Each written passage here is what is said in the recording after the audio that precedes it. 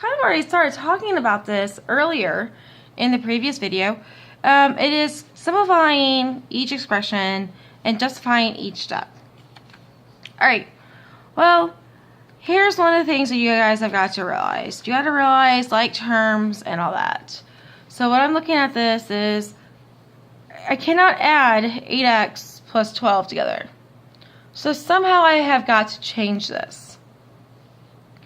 So what I could do is realize that, look, 6 is over here. So what I could do is change my 12 and my 8x. Change the location of that. So that could be 6 plus, in parentheses, 12 plus 8x. And what property did I use to do that? Good, it's the commutative property.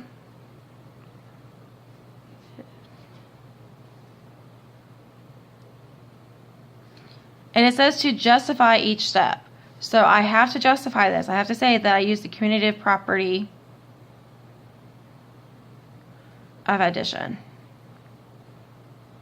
So on your homework, when it says to justify each step, if you just show me the work on that you did it, that's great, but you didn't follow the directions. You simplified the expression, but you did not justify each step. So you need to justify each step.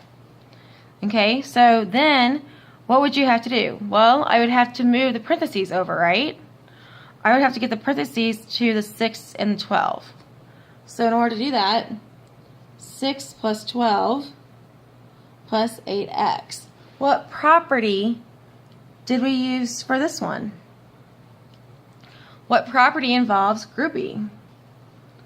Good, it's associative property.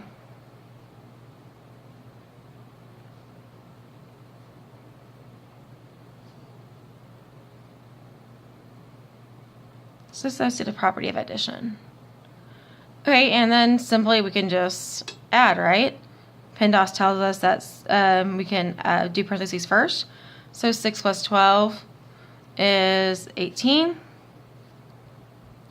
So we have 18 plus 8x. So simply I added like terms.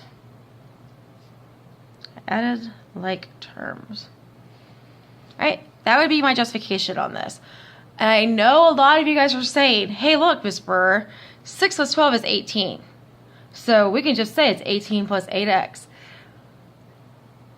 Yes, you are correct. 6 plus 12 does equal 18. And you know that they're not like terms, so therefore 18 plus 8x is just going to be that, right? I get that. I really, really do. However, I need to see how your brain actually, like, not the fact that how your brain came about it, but what gave your brain the right to think that way, all right? So I need to see the steps, the process. This is where it comes down to, I totally understand that you can come up with the answer really easily in your head. I get that. But what gave you the right? How do you know it's the right answer? What part of your math career told you that that was the right answer, that that can be done? I need to see evidence, okay? I need to see proof. It's kind of like going into a trial and jury.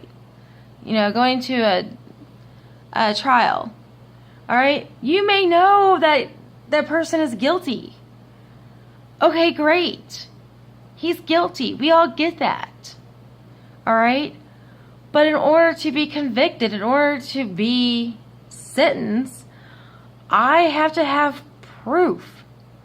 Okay? The judge has to have proof in order to say without a doubt that that person is guilty. Okay? We have to have proof. Same thing with here. I get that this is 18 plus 8x. I totally understand that. However, I need to see proof. I need to see the proof of why this is 18 plus 8x. And I'm going to tell you something right now. And I'll give you guys extra credit. Those of you guys who are really listening to these videos, I'll give you extra credit if you can tell me why I'm making you guys do this.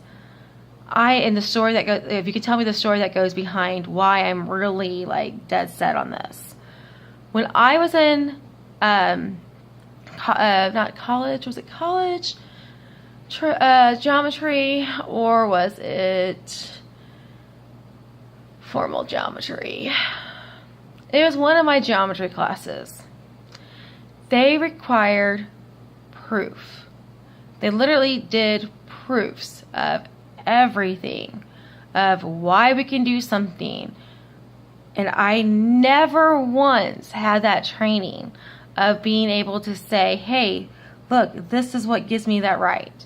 I never once had somebody tell me that I have to break this stuff down. I think it was one of my upper level math classes. But it's horrible because I didn't know how to do that. I'm like most of you guys. I can see that, hey, 6 plus 12 equals 18.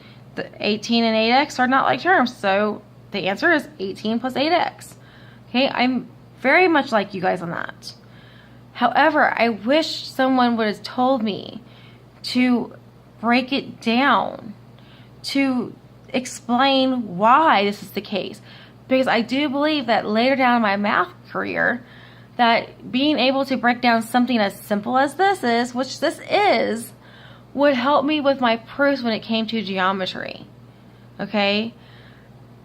It maybe sounds totally crazy, but I'm telling you right now, if you learn how to do it at the baby steps, it becomes much easier when you're trying to do something more complex.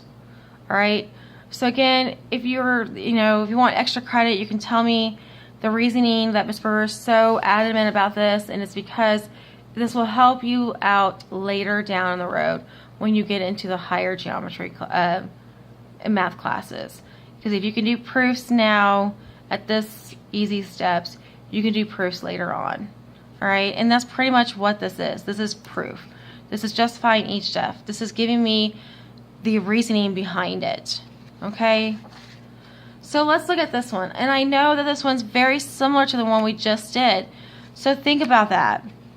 How can I prove this? So how can I say that, yes, I totally get this, guys, that you're saying that my answer is 7 plus 7m. I totally get that. But I need to see the steps. I need to see that without a doubt, you know that this is 7 plus 7m. And why you know that this is the case. So, without a doubt, let's look at this. Right away, I cannot add these together because we know that these are not like terms, right? So, but I do have a 5 over here. So I could flip these guys. Would it matter, too, if I could put the 5 over here and not mess with anything in here? It doesn't matter. Okay? As long as you tell me that you flipped them, that's okay. And you got to write it out, too.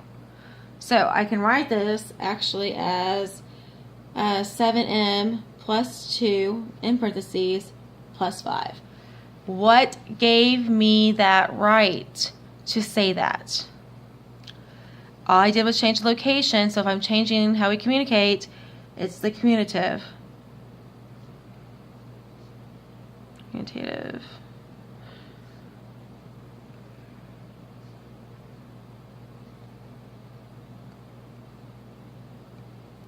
Okay? So now, well, I gotta change my grouping symbols, right? So I gotta change my grouping symbols. So if I'm changing my grouping symbols, what property tells me I change my grouping symbols? What property tells me how I associate? Got an associative property. Again, do not abbreviate this.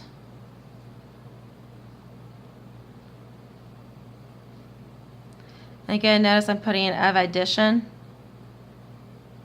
Okay, again, you gotta have that of addition in there. And then what did you do? Good, you simply added 7m plus 7. So we added like terms. I totally get that. Again, right off the bat, you can tell me that this is 7m plus 7. I totally get that. However, I need to see your thought process. I need to see what gives you the right to do this. Okay? So let's look at one more. All right, this one is pretty cool too. So we got n minus 16 and 7 divided by, or negative 7 divided by negative 7. Well, what's negative 7 divided by negative 7? 1. So we have m minus 16 times 1. Well, really, the only thing I did right here was I divided. That is my justification. Sometimes the justification is as simple as, hey, I applied PEMDAS, and PEMDAS tells me that I can do parentheses first. Can't do anything in here. Have to do it here. Well, what's negative 7 divided by negative 7? 1. And that goes back to I simply divided. Okay? Now, let's think about this. What's 1 times m minus 16? Good. It's m minus 16. Well, what property is that? What tells you that that is the case? Again, that one might be a little bit new to you guys. So I would encourage you to go back to your notes. And it's going to be the identity property of multiplication, because it says anything that I take times 1 is itself. So this is the identity property.